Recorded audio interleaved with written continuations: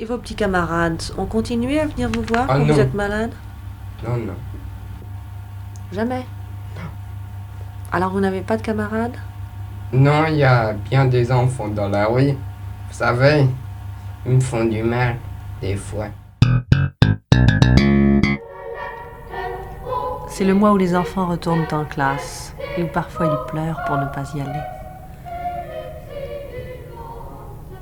Mais dans beaucoup de maisons, derrière des fenêtres, restent des enfants qui rêvent d'aller à l'école. Ces enfants sont enfermés dans une prison, celle de la maladie. Jean-Marc, 12 ans, hémophile, qui saigne au moindre choc et vit entre 2 transfusions. Roland, 10 ans, qui n'a jamais retrouvé tout à fait la parole depuis qu'une voiture l'a renversé. Colette, 9 ans, qui n'a jamais marché.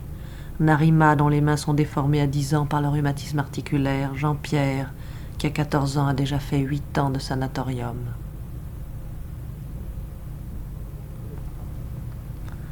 Pour eux, le monde, c'est un plafond qu'on regarde toute la journée de son lit. C'est le plafond d'une prison pire que celle de la maladie, celle de l'oisiveté, celle de l'ignorance. Chez ces enfants qui sombraient, l'école est venue. Chez Nelly, par exemple, qui, tombée d'une falaise de 23 mètres, est devenue paraplégique. Quand on est condamné à l'immobilité, dans quel état moral se trouve-t-on?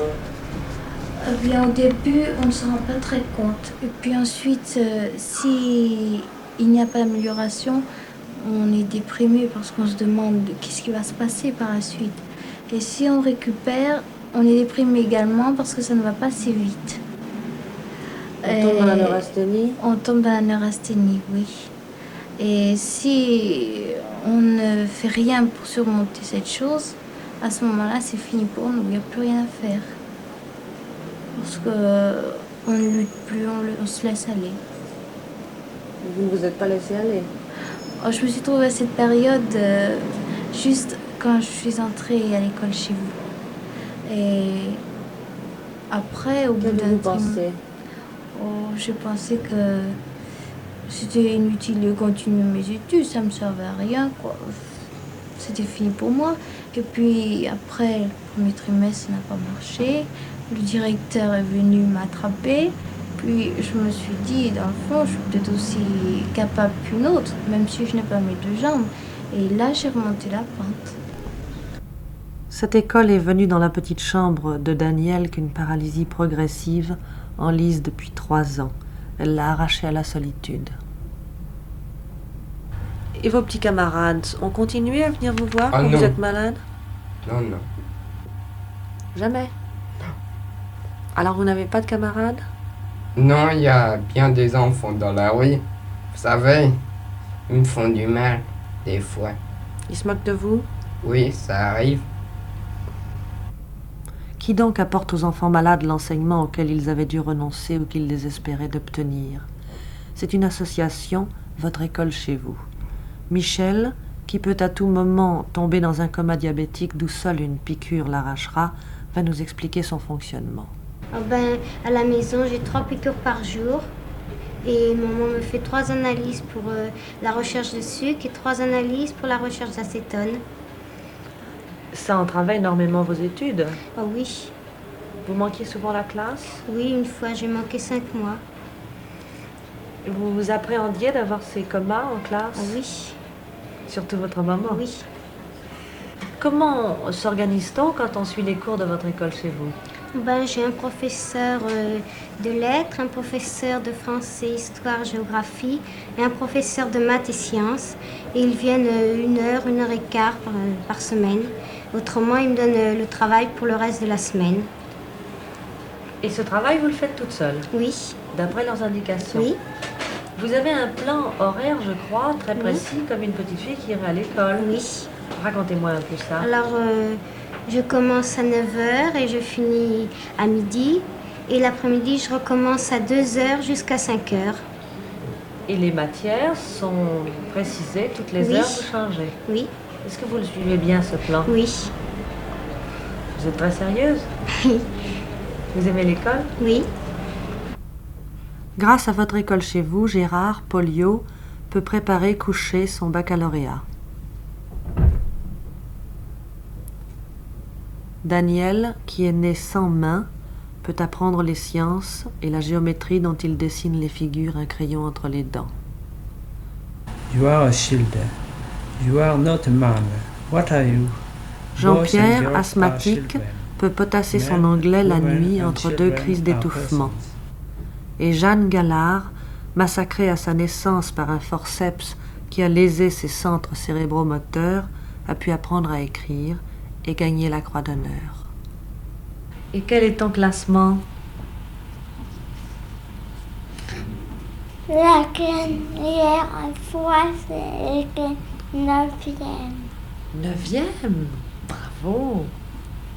D'un enfant à l'autre, les professeurs ambulants dont les récréations se passent dans des embouteillages apportent comme des cadeaux la grammaire, le calcul et l'histoire de France. Et depuis 8 ans, au volant de cette voiture, vous parcourez Paris.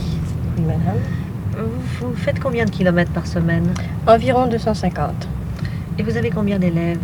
14 élèves répartis dans tout Paris et la banlieue ouest surtout. Ces 14 élèves forment en quelque sorte une classe. Non, ce sont 14 classes différentes. D'abord parce qu'ils vont de la 6e à la 1er et que même s'il y a plusieurs élèves qui sont en principe en 4e, aucun ne peut être exactement au même niveau étant donné ses études antérieures, étant donné sa maladie. Vous parliez des effets de la vie d'hôpital sur la psychologie d'un enfant. Comment faites-vous pour le rééduquer à l'effort? Par la pédagogie et les méthodes de l'école, c'est-à-dire un travail extrêmement précis, extrêmement net, un plan de travail qui le suit heure par heure. En quelque sorte, une certaine sévérité. Une certaine sévérité, surtout une grande exigence, parce qu'ils risquent d'avoir plus tard une vie plus difficile. L'instruction permettra à ceux qui guérissent de compenser leur handicap. Ceux dont le mal est sans remède, comme Jean-Louis, frappé d'atrophie musculaire quasi totale, auront du moins appris à connaître dans les livres un monde qu'ils ne parcourront jamais. Quel âge as-tu, Jean-Louis? J'ai eu 14 ans au mois d'août 1961. À quel âge as-tu commencé à faire tes classes? 9 ans. Qu'est-ce que tu savais à ce moment-là? L'alphabet, C'est tout. quelques syllabes. Alors tu étais à peu près à l'état d'un petit garçon de 5 ans. Oui. Et entre 9 ans et 14 ans, qu'est-ce que tu as fait? Je dois passer le certificat d'études cette année. Qu'est-ce qu'elles t'ont apporté ces études? En premier lieu, un passe-temps, car je ne pouvais ni lire ni écrire. Et en second, j'ai appris beaucoup de choses que je ne savais pas avant. Et puis, moralement? Moralement, j'ai appris à beaucoup plus réfléchir. C'est un bien ou un mal de réfléchir? À mon avis, c'est un bien. Ils sont des milliers. Rien n'a été prévu pour eux. C'est par hasard que ce père a découvert votre école chez vous. Vous avez essayé de lui faire donner une certaine instruction. Comment avez-vous fait?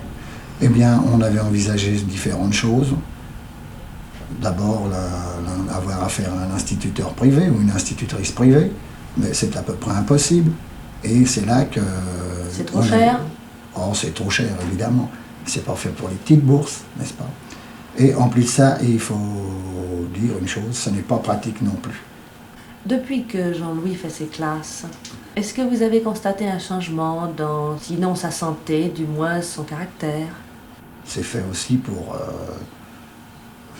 si on peut dire, améliorer son moral, hein, puisque c'est une occupation et qu'il n'en avait pas avant, sauf de jouer. Mais jouer, c'est lassant. Nous l'avons vu maintes et maintes fois, eh bien, devant ces jeux, il arrive à un moment donné où il ne sait plus quoi faire. Tandis que l'instruction, ça a permis qu'il lise, et les livres, c'est à l'infini. Lire, c'est le premier miracle. Pour les uns, l'évasion hors de la chambre. Pour les autres, la promesse d'un métier. Je lis des livres d'aventure, de la jungle, des histoires maritimes. J'aime bien dessiner et puis lire des aventures, science-fiction. Je lis. Quoi? Enfin, souvent, les livres scientifiques. Sur quel sujet? Les insectes, l'astronomie et l'aviation sont mes sujets préférés. Je lis des livres De quoi? d'aventure, d'animaux et d'alpinisme. J'aime lire des classiques, puis des livres d'histoire. Plus tard, qu'est-ce que tu comptes faire? Je voudrais bien être professeur d'histoire. Décoratrice ou alors dessinatrice de mode. Comptable, si c'était possible. Secrétaire-interprète. Où? Dans les grands magasins ou à l'ONU. Quand je serai plus grand, je voudrais travailler dans l'électricité. Interprète, si j'y arrive, par mes propres moyens. Ou alors, autrement, comptable. Je voudrais être speaker.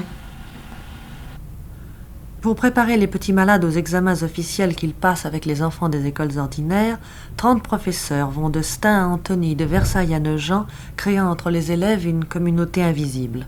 Au centre de ce réseau, M. et Mme Cambon, fondateurs de l'association, organisent et surveillent les études. Madame Cambon, la complexité de votre école doit occasionner de grands frais. Bien entendu. Mais voici ce qu'il se passe. Lorsque les parents peuvent rembourser les frais d'études, ils le font. Et cela nous permet ainsi de garder les fonds de l'association pour les enfants dont les parents, eux, ne peuvent pas rembourser les frais d'études. Et quand ils ne peuvent pas? Eh bien, nous les prenons en charge directement, complètement ou partiellement après une enquête que nous établissons avec les parents. Combien vous coûte un enfant qui n'a pas eu les Plusieurs moyens? centaines de mille francs, souvent. Tout dépend du temps que nous le gardons, mais un certificat d'études nous a coûté notamment 500 000 francs. Ainsi, grâce à quelques subventions publiques et à des dons privés, Serge, qui est hémophile, a pu apprendre à lire à 14 ans et passer son certificat à 18. Vous avez pu entrer dans une usine? Oui, C'est une usine de quoi? de bobinage. Électrique. Et électrique, bobinage électrique. Oui. Si vous n'aviez pas eu le certificat, est-ce que vous auriez pu entrer dans une usine? Ça aurait été dur. De rentrer, pour bien faire, il faut avoir le certificat. Si on ne l'a pas? Si on ne l'a pas, c'est dur qu'ils vous prennent. Il faut savoir quand même le principal, quoi. De lire, de compter, d'écrire, un peu de tout. C'est au fond la seule manière d'avoir une possibilité d'avancement. Oui, c'est surtout ça, oui. Anne-Marie, vous êtes une des plus brillantes récupérées de l'école. À l'âge de 8 ans, vous avez été frappée de rhumatisme cardiaque. Oui, j'étais à l'hôpital et j'étais presque perdue et on m'a soignée pendant 5 ans. Au bout de 5 ans, vous étiez toujours au niveau de la 8e. J'ai essayé les cours par correspondance parce que je ne devais pas aller à l'école et ça n'a pas été du tout, j'étais perdue. C'est là que j'ai fait connaissance de l'école chez vous et en 2 ans, j'ai rattrapé mes 5 ans de retard. Par la suite, vous avez pu rentrer dans une école publique. Oui, et j'ai continué jusqu'à mon bac que j'ai passé l'année dernière. J'ai été reçue à l'écrit et je suis rentrée en philo et c'est là que j'ai retrouvé une de mes camarades que j'avais connue en 8e. Maintenant, qu'est-ce que vous voulez faire plus tard? Je ne sais pas, j'ai le choix, la psychologie ou les langues ou l'hôtellerie, je ne sais pas. Vous avez un grand choix, tout vous est permis, sauf le tennis. C'est pas très important. Grâce à ses dons, Anne-Marie a oublié 5 ans de maladie. Elle a pu reprendre ses études et rentre aujourd'hui dans la foule du quartier latin, une étudiante parmi d'autres.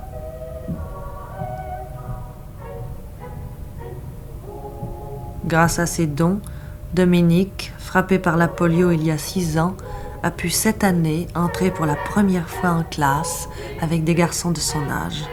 Il n'a pas encore le droit de jouer avec eux en récréation, mais ça lui est bien égal. Ce n'est pas lui qui pleurerait devant la porte pour ne pas entrer. Il aime l'école.